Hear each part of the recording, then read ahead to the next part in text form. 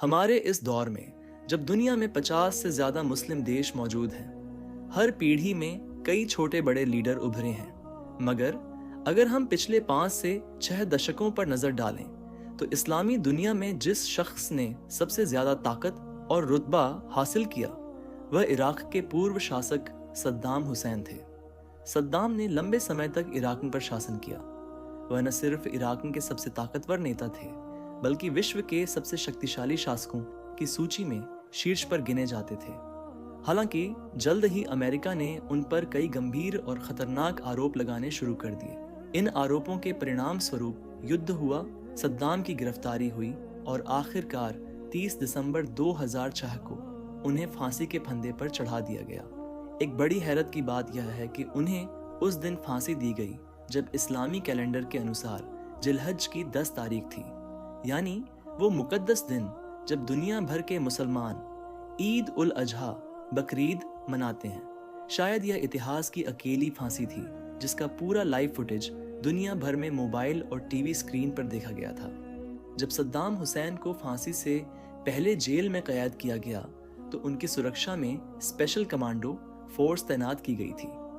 ये कमांडो कई फौजों से चुने गए विशेषज्ञ थे, मगर सबसे हैरान करने वाली बात यह थी कि ये स्पेशल कमांडो जिन्हें उनकी हिफाजत के लिए रखा गया था सद्दाम के दोस्त बन गए थे। इन्हीं सिपाहियों में से एक ने सद्दाम की मौत के बाद एक किताब लिखी जिसमें उन्होंने ऐसे खुलासे किए जिसने पूरी दुनिया को चौंका दिया।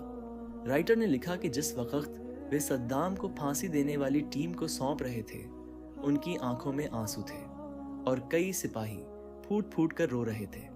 उन्होंने साफ किया कि वे सद्दाम को कभी भी अत्याचारी या कठोर इंसान नहीं मानते थे बल्कि उन्हें अपने दादा के रूप में देखते थे। किताब में यह भी लिखा है कि सद्दाम का अंतिम दिनों का रवैया बहुत शांत और सहज था। वह किसी कठोर शासक जैसे नहीं लगते थे। सद्दाम हुसैन को मीठा बहुत पसंद था और वे अंतिम दिनों में भी अलग अलग तरह के खाने को चखना पसंद करते थे। अमेरिकी फौजियों ने एक और बड़ा खुलासा किया। फांसी पर ले जाने से पहले सद्दाम ने बार बार एक ओवरकोट पहनने की मांग की। जब उनसे पूछा गया कि आखिरी वक्त में इसकी क्या जरूरत है तो सद्दाम ने एक ऐसा जवाब दिया जो उनके देश प्रेम को दर्शाता है। उन्होंने कहा कि आज बहुत ज्यादा सर्दी पड़ रही है, मैं नहीं चाहता कि फांसी पर जाते समय सर्दी की वजह से मेरा शरीर कांपने लगे और इराक की जनता यह सोचे कि उनका लीडर मौत के डर से थरथरा रहा है। उनके साथ रहने वाले सिपाहियों के अनुसार अपनी जिंदगी के आखिरी वक्त में सद्दाम बेहद सुकून में थे।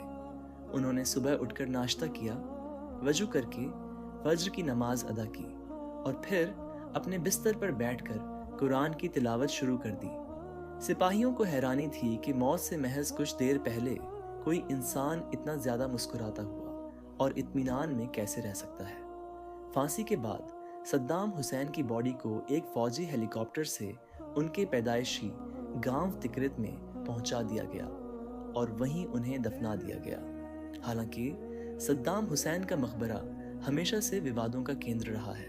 इराक के ज्यादातर लोगों का मानना है कि अब उनकी बॉडी मकबरे में मौजूद नहीं है। इस बारे में कई राय हैं। कुछ का मानना है कि 2015 के आसपास इराकी फौज और आईएसआईएस के बीच लड़ाई के दौरान मकबरा तबाह हो गया था।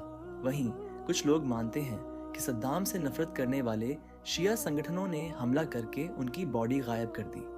जबकि एक और चौंकाने वाली राय यह है कि उनकी बेटी हाला, जो जॉर्डन में रहती हैं, वह निजी प्लेन से चुपके से इराक में आईं और उनकी बॉडी को निकालकर अपने साथ जॉर्डन ले गईं। बहरहाल सद्दाम हुसैन की कब्र के साथ कुछ तो हुआ था, लेकिन इस ताकतवर लीडर की कहानी आज भी इतिहास में एक गहरा और अनसुलझा सवाल बनी हुई है।